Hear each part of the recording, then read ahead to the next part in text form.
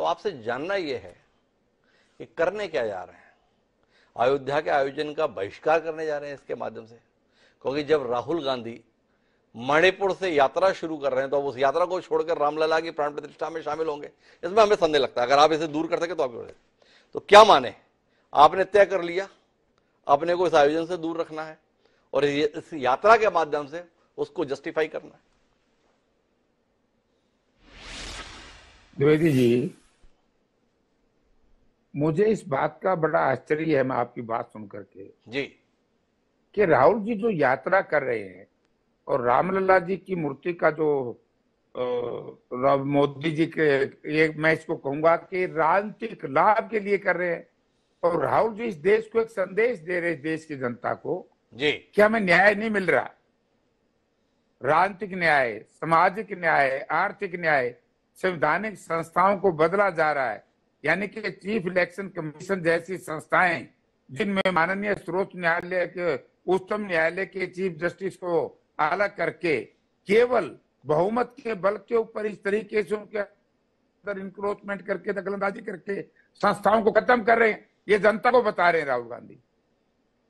और दूसरी बात है कि अर्थव्यवस्था आज आपकी कहां खड़ी है।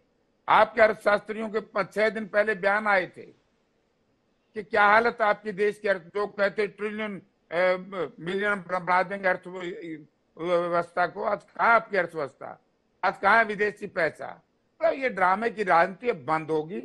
इसलिए राहुल गांधी, क्योंकि देश का पूंजीपतियों के हाथ में इलेक्ट्रॉनिक मीडिया, प्रिंट मीडिया आ गया, जब प्रजातंत्र में किसी प्रकार से कोई बात ना सुनी जाए तो उसका सबसे बढ़िया तरीका कि जनता में जाकर के अपनी बात कहें। तो इसमें किसी को क्या दिक्कत है। राहुल जी ने पहले भी 4,500 किलोमीटर आजादी के बाद की सबसे बड़ी यात्रा की, तब भी बीजेपी के लोग तो तरह तरह के प्रचार करते थे और उसका नतीजा क्या निकला।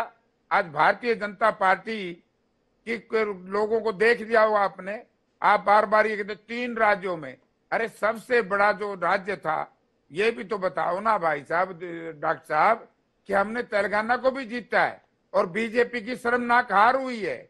मणिपुर में बीजेपी की शर्मनाक हार हुई है और राजस्थान में 35 वर्ष के बाद इतना भारी मुकाबला हुआ है। कांग्रेस पार्टी ने जो मुकाबला दिया है, तो क्या है, थोड़ी 10-5 सीट के ऊपर आप इस तरह की बातें करते हैं। तो कहीं न कहीं अगर हम इस बात को 2018 में ले जाएं तो 18 में तीनों स्टेट कांग्रेस को मिल गई थी, लेकिन 19 में तीनों जगह बीजेपी के सांसद चुने गए। 2004 में यही पोजीशन आई थी, 3 में, 4 में फिर कांग्रेस के सांसद चुने गए थे। यानी कि अलग अलग प्रदेश की अलग अलग परिस्थितियां हैं। राहुल गांधी जी ने जो यात्रा शुरू की है, इसको मंदिर के साथ तो जोड़ना नहीं चाहिए।